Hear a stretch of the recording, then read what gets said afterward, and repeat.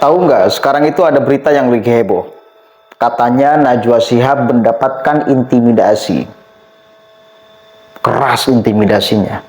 Diam atau mati. Ancaman itu diungkapkan oleh Hasto. Dari PDIP ya. Apakah benar atau tidak? Nanti dulu, kita harus kaji dulu. Karena pernyataan ini muncul dari politisi yang tentu punya kepentingan politik. Coba kita bacakan dulu kronologis dan pernyataan Hastonya ya. Saya belum melihat langsung pernyataan dari Mbak Najwa soalnya persoalan ini. Cuma sudah mulai heboh. Refli Harun udah membahas ini. Logika kita, imajinasi kita, kalau ada yang memberitakan tentang intimidasi dan lain sebagainya, kemana coba arah pikirannya? Ke capres atau kemana? Ke persoalan politik atau kemana? Tahu kan? Oke, nggak usah diteruskan. Kalian sudah pasti paham. Cuma satu kali lagi, kita harus membaca detail. Jangan dulu terjebak sebelum kita benar-benar menemukan buktinya, menemukan faktanya. Kalau faktanya ditemukan, cek dulu siapa yang mengintimidasi. Apakah punya tujuan politik atau bagaimana? Itu loh, kita harus berpikiran objektif di momen-momen situasi politik seperti ini. Jangan lantas ini ya, kagetan, jangan kagetan. Kita harus menelisik lebih dalam setiap apa yang menjadi kejadian dan pernyataan seseorang. Apalagi yang punya kepentingan politik itu kali lagi. Coba kita baca nih, lagi heboh banget.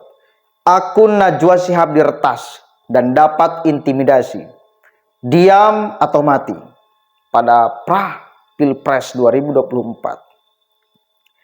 Intimidasi dan tekanan didapat jurnalis Najwa Shihab selama Pilpres 2024. Hal tersebut diungkapkan Sekretaris DPP PDIP yang juga Sekretaris Tim Pemenangan Nasional TPN Hasto Kristianto. Oleh Hasto ya diungkapnya. Masa Mbak Nana saja menerima intimidasi? Mbak Najwa Shihab yang memandu acara Mata Najwa diintimidasi. Akun Mbak Nana dan pengikutnya ada 31 dalam kelompok narasi ini sudah diretas. Sudah diancam mau diam atau mati, kata Hasto. Ia juga mengatakan berbagai elemen bangsa, mulai dari ketua rukun tetangga RT, kepala desa, tiktoker, hingga pengusaha menerima intimidasi selama pelaksanaan Pilpres 2024. Hasto berkata demikian dalam berbagai setelah meresmikan kantor TPD Ganjar Mahfud Jawa Barat di Jalan Pelajar Pejuang, Kota Bandung. Kepala desa diintimidasi, pengusaha diintimidasi agar tidak membantu Pak Ganjar dan Prof Mahfud MD. Kemudian, dia mengajak kader partai pengusung Ganjar Mahfud mau melawan setiap ancaman termasuk membela Najwa yang menerima tekanan. Apakah kita membiarkan ancaman ini? Apakah kita akan membiarkan ancaman terhadap Mbak Najwa? Kata dia. Kemudian, di sisi lain, kemudian membandingkan tekanan dari Najwa Shihab dengan cepat menghilangkan video capres nomor urut 2. Menurut dia, sikap Prabowo yang menarik jaket Bahlil menunjukkan X dan Jen Kopassus itu tidak mirip dengan Presiden Jokowi yang tak pernah berperilaku kasar. Ingat kan di momen perdebatan cawapres kalau nggak salah itu Prabowo menarik begini. Video-video itu dilenyapkan. Ini menunjukkan bahwa mereka yang berperilaku kasar bukan Jokowi. Prabowo bukan Jokowi, katanya. Adapun acara peresmian kantor dihadiri Ketua TPD Ganjar Mahfud Jabar Ono Surono dan Ketua Dewan Penasihat TPD Ganjar Mahfud TB Hasanuddin. Oke.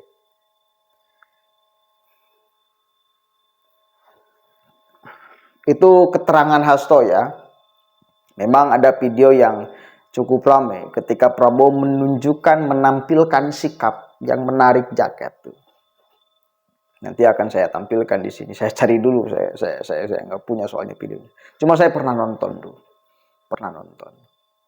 Dan memang Prabowo itu bukan Jokowi.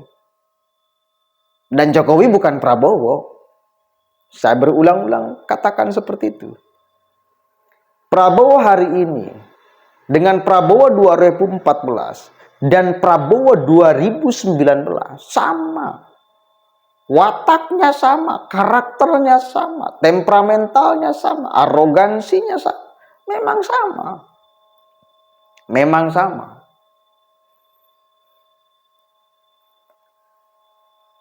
Cuma kan nggak ada cuma sih. Orang itu kan gini. Jadi pendukung Jokowi yang kemudian beralih dukungan kepada Prabowo itu kan karena di belakangnya ada Jokowi. Karena wapresnya juga Gibran, jelas anak Jokowi.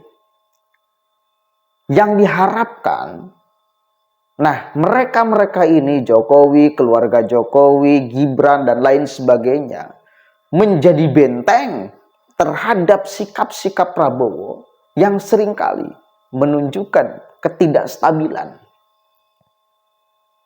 Dan pendukung Jokowi percaya Jokowi akan menjadi semacam benteng lah bagi sikap-sikap Prabowo yang kadang-kadang tidak stabil itu. Juga Gibran khususnya. Itu orang lain percaya itu. Makanya tetap ada yang masih milih Prabowo Subianto. Nilai-nilai Jokowi itu tidak dibawa oleh Prabowo. Saya berulang-ulang katakan itu. Dan saya tidak akan mengubah statement itu. Kenapa saya sering ngangkat Gibran? Jujur saya jatuh cinta kepada Gibran. Saya suka kepada Gibran kok. Itu aja. Tapi satu kali lagi karena ini diucapkan oleh seorang politisi yang tentu punya kepentingan politik. Dan jelas kalimatnya ujung-ujungnya seperti apa kita tahu. Dan kita belum mendengar pernyataan dari Mbak Nana. Ya, kecuali sudah mendengar apakah benar mendapatkan intimidasi. Lalu pertanyaannya siapa yang mengintimidasi? Cek siapa yang mengintimidasi. Apa tujuan mengintimidasi? Ya, itu kan harus diteliti. Jangan sampai playing victim.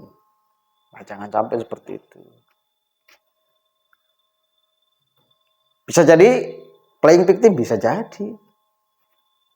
Boleh jadi loh. Karena kan yang ngancam itu di medsos. Nggak tahu orangnya siapa, tujuannya apa, digerakkan oleh siapa, nggak tahu. Makanya di dalam bermedsos hari ini kita harus cerdas-cerdas.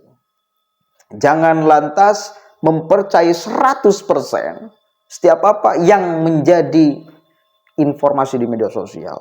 Bahkan fakta di media sosial. Karena boleh jadi fakta itu dinarasikan dengan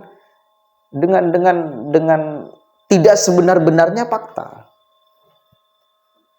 Itu kan sekarang itu gampang sekali loh.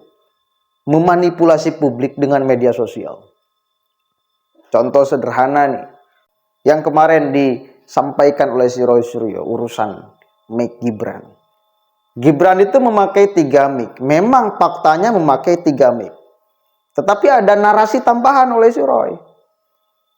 Katanya KPU harus adil dong, jangan tidak adil. Seolah kan kayak gitu. Ada narasi tambahan, padahal faktanya sama. Faktanya 3, tapi ketika ditambah narasi harus adil, seolah-olah tidak adil. Seolah-olah mereka selain daripada Gibran tidak memakai mic yang 3. Itu kan ada narasi. Fakta, ini fakta. Cuma narasinya ini harus sesuai dengan fakta. Faktanya adil, faktanya sama, lalu narasinya tidak adil. Kan itu. Jadi bahkan fakta pun bisa dimanipulasi untuk menipu publik. Untuk memperdaya publik. Untuk menggiring opini jahat. Itu loh. Makanya hati-hati di media sosial itu. Mudah-mudahan ada manfaatnya. Assalamualaikum warahmatullahi wabarakatuh.